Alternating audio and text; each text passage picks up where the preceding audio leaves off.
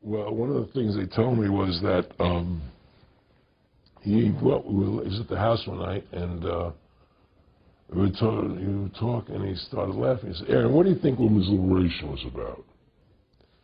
And I said, I had pretty conventional thinking about it at that point. I said, I think it's about women having the right to work, getting equal pay with men, just like they won the right to vote, you know? And he started to laugh. He said, "You're an idiot." And I said, "Why am I an idiot?" He said, let me tell you what that was about. We, the Rockefellers, funded that.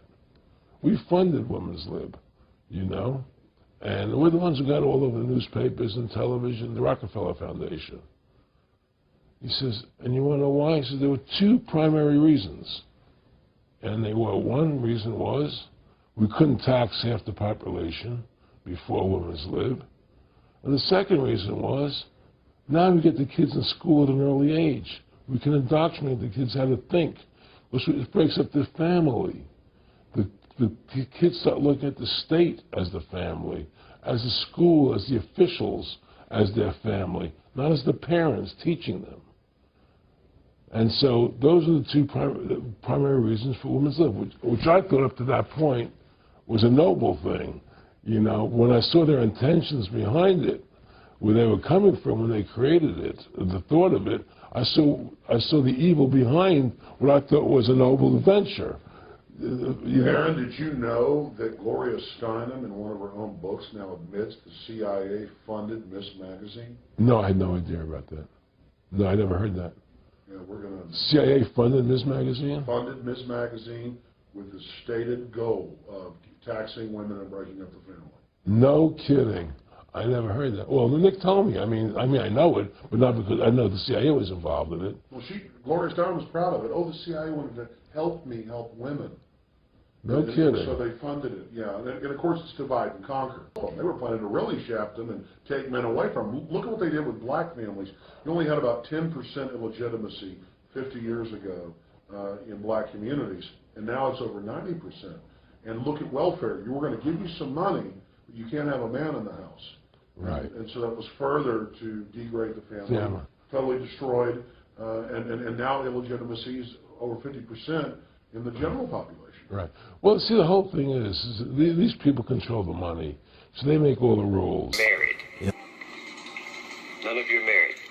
Raise your hand if you would like to be married to your baby's father. One.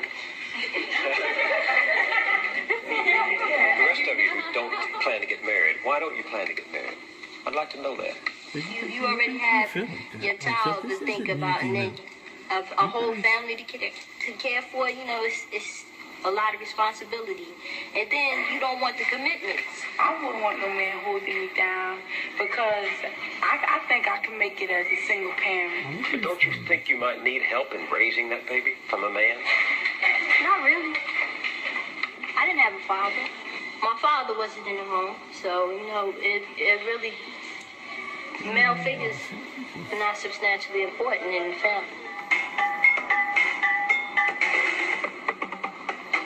It's been a startling change in values. 25 years ago, you would not have heard such things said so freely because they were not embraced so widely. The strong family was still the backbone of black America, and 3 out of 4 children had both parents at home. That is true no longer. Most black children are now growing up without their fathers. The result is a world turned upside down as children copy what they see and repeat what they learn. LaDawn said she didn't have a father in her home and doesn't think her children need one. She's not unusual. Half the black families today are headed only by a woman. Clorinda said she could make it on her own as a single parent. She has never been married and is raising her daughter without a man's help. She's not unusual. Today, nearly 60% of all black children are born out of wedlock. My position is that the black woman's disrespect and rebellion against the leadership and the authority of the black man is the direct cause of the breakdown in our black family structure.